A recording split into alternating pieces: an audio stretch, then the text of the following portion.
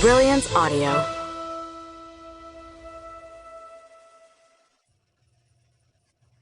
June Reimagined by Rebekah Crane. Performed by Amanda Berry. For my family, always. Slangeva. June Merriweather sat in Concourse B at Cincinnati International Airport with a backpack at her feet and an urn in her hands. Her foot tapped rhythmically on the metal chair, while her hands played an accompanying pattern on the urn. June's flight was due to board in 15 minutes. Outwardly, she appeared only slightly tense, while internally, she felt like a criminal running from the police. In fact, June was trying to outrun something much more cunning and well-ordered than law enforcement. Her life. Any passerby would be surprised to know that June was holding a cremated body. To an onlooker, it appeared she was cradling an obnoxious football trophy. And while it was most definitely odd for a traveler to be holding a sports trophy, it was exponentially odder because her brother was inside.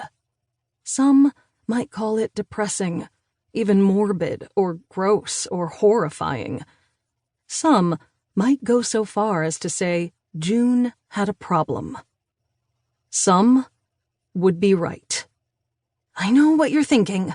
As if carrying a football-shaped urn wasn't odd enough, June now began to talk to herself. Or maybe she was talking more to her dead brother. Neither boded well for her sanity, but after a month of cloudiness, June was finally thinking clearly. It's better this way. You'll see. Cigarette smoke clung to her hair from last night's party. Maybe she should have showered before leaving for the airport at 4 a.m, but all she had considered was not waking her parents. Luckily, they had attended the Hartfield's notorious New Year's Eve bash, known for copious amounts of champagne and decadent food. The first ever invitation for the Merriweathers had come just weeks ago, and while June's father, Phil, had immediately declined the offer, June's mother, Nancy, had felt it would be insulting not to attend. I think we have a pretty good excuse not to go, Phil had said. Just say thank you, but we're staying in that night. Maybe it will be good for us, Nancy had offered. She showed Phil the invitation. It says here it's catered, with live music. I don't want to eat oysters Rockefeller and talk business with the likes of Bob Hartfield when I could spend the evening in my own home. I bet it's a jazz band. You love jazz. Unless they're resurrecting Miles Davis, I don't care what band it is. The only reason we're invited is Josh. That might be true, but it's a nice gesture, and I don't want to upset them by declining. It's one night, honey. You're telling me we have to worry about the Hartfield's feelings when it's our son who's dead? Who's being cared for in this equation? The last thing I want to do is attend a party right now.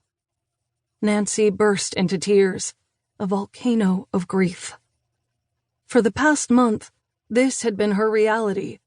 One instant, she was calm and collected in the meat section of the grocery store, and the next she was cradling ground chuck wrapped in plastic and styrofoam like a precious baby, her face smeared with makeup, mascara-blackened bags under her already tired and saggy eyes, as she thought of how Josh loved peanut butter and bacon on his burgers, whereas most people loved American cheese and pickles. How he was always on the brink of being truly revolutionary. And now he was dust. Nancy didn't cry in drops. She cried in streams. Well, the last thing I want to be is a grieving mother of a dead son, but here I am, Nancy had countered to Phil. We're going to the Hartfield's New Year's Eve party, and that's the end of it. June now checked the time in the airport. It was 8:30. Her parents were most likely awake, with 3 Advil tablets and 2 cups of coffee in their systems to counter their hangovers. June imagined her mom at the kitchen counter, hugging her mug to her chest.